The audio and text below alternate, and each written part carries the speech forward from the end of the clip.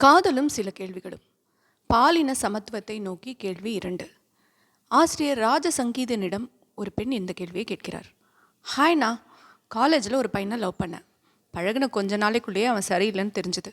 Ladies weakness அதை பற்றி அவங்ககிட்ட கேட்டப்போ, இனிமேல் சரியாக இருப்பேன், எத்தனை பொண்ணுங்க கிட்ட பழகினாலும் நீ தான் என் லவ்னு சொன்னான். நீ விட்டுட்டு போனால் செத்துருவேன்னு சொல்லியே என்னை 3 வருஷமாக அவன் கூட இருக்க வச்சிட்டான். ஒரு கட்டத்துக்கு மேலே தாங்க முடியல. நிறைய வெர்பல் அப்யூஸ், மென்டல் டார்ச்சர், கட்டாயப்படுத்தி ஃபிசிக்கல் அப்யூஸ் எல்லாம். ஒரு நாள் வாழ்க்கையை வெறுத்து என்ன வேணும்னாலும் பண்ணிக்கூடான்னு விட்டுட்டு வந்துட்டேன். என் ஆதங்கத்தை எப்படி தீர்த்துக்கிறதுன்னே தெரியல. தப்பு பண்ணவன் நல்லவன் வேஷம் போடுறான். விக்டிம் நானும் இப்போ கஷ்டப்படுறேன். என்னை பற்றி வெளியே அவன் தப்பாக பேசிகிட்டு இருக்கான். எனக்கு அவனை பழி வாங்கணும்னு தோணுது. ரொம்ப நல்லவனாக அவன் போட்டிருக்கிற மாஸ்கை கழட்டணும்னு தோணுது. என்ன பண்ணுறதுன்னு தெரியல. இதுக்கு நம்ம ஆசிரியர் என்ன மாதிரி ஒரு தீர்வை கொடுக்குறாருன்னு கேட்கலாமா?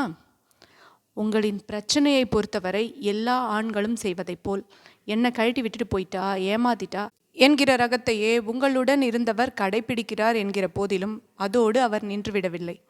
தொடர்ந்து பிற பெண்களையும் வீழ்த்துவதற்கான முயற்சியில் இருக்கிறார். இது குற்றம். பொய் தகவல் சொல்லி செய்யப்படும் திருமணம் கூட செல்லாது என்கிறது சட்டம்.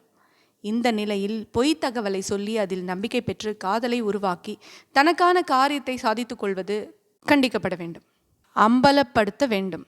அவற்றோடு நின்று விடாமல் வழக்கு பதிவு செய்யப்பட வேண்டும். இத்தகைய குற்றங்களை விசாரிப்பவர்களும் யோசனை சொல்பவர்களும் மனிதர்களாக இருப்பதும் இதே சமூகத்தை சேர்ந்தவர்களாக இருப்பதும் தான் கொடுமை. இத்தகைய குற்றச்சாட்டுகளை கொண்டு வரும் பெண்களுக்கு கேட்கவென அவர்களுக்கு சில கேள்விகள் உண்டு. 1. ஏன் முதலிலேயே சொல்லவில்லை? 2. இருவரின் ஒப்புதலுடனும் தானே உறவு நேர்ந்தது? 3. இருவரில் ஒருவர் அடுத்தவரை பழிவாங்க இதை செய்யலாமே? 4. உண்மை என்னவென தெரியாமல் நாம் என்ன செய்துவிட முடியும்? முதல் கேள்விக்கு வருவோம்.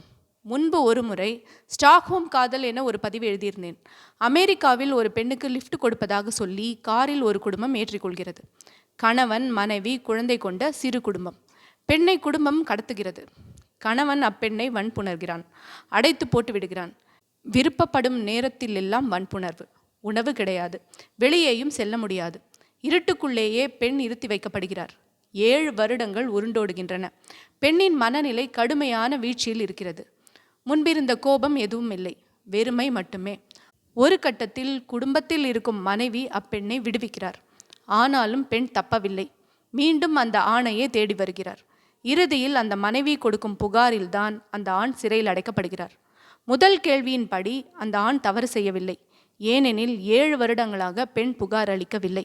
பிறகும் கூட அப்பெண் புகார் அளிக்கவில்லை. இச்சம்பவத்தில் இருக்கும் பெண்ணுக்கு புறத்தே நேர்வது போல் நம்மூர் பெண்களுக்கு அகத்தில் நேர்கின்றன.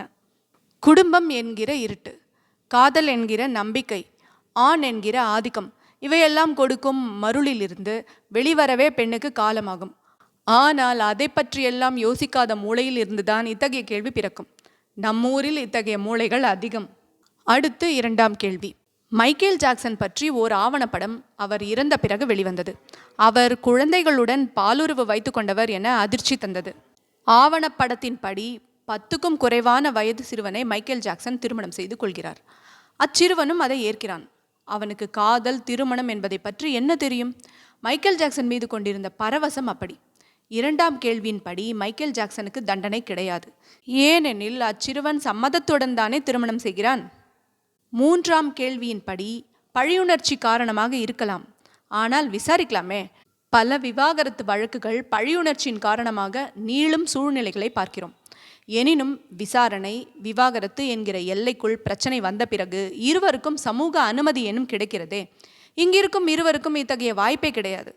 குறைந்தபட்சம் இருவரையும் முறையான விசாரணைக்குள் கொண்டு வரும் பழக்கமேனும் உருவாக்க வேண்டும். ஆனால் அதற்குள்ளும் ஆணுக்கான ஆதாயங்களே அதிகம் உருவாக்கப்படும். 4ஆம் கேள்வியின்படி உலகத்தில் எதையுமே செய்ய முடியாது. எந்த நியாயத்துக்கும் அணி சேர முடியாது. எந்த தவறையும் தட்டி கேட்க முடியாது. எல்லாருக்கும் நல்லவராக இருப்பதாக காட்டிக்கொண்டு எல்லாருக்கும் தீமையை மட்டுமே உருவாக்கி கொண்டிருக்க முடியும். உங்களுக்கான என்னுடைய யோசனை, தயக்கம் கொள்ளாதீர்கள் என்பதுதான். முடிந்தால் ஜனநாயக மாதர் சங்கத்தை தொடர்பு கொள்ளுங்கள். வழக்கு பதிவு செய்ய முடியுமா என ஆலோசியுங்கள். பொதுவெளியில் செய்தியாக்க முடியுமா என்பதையும் பாருங்கள். காதலையே புரிந்து கொள்ள முடியாத கட்டுப்பெட்டி சமூகத்துக்குள் பாலியல் அச்சுறுத்தல், விக்டிமைசேஷன், மனம் இயங்கும் பாணி முதலியவற்றை புரிந்து கொள்வது கஷ்டம்தான். இந்திய சமூகத்தை பொறுத்தவரை பெண்ணுக்கான நியாயங்கள் கள்ள மௌனங்களுக்குள் புதைக்கப்படுவதாய் இருக்கிறது. எனினும் ஓய்ந்து விடலாகாது, சண்டை கட்டிக்கொண்டேதான் இருக்க வேண்டும்.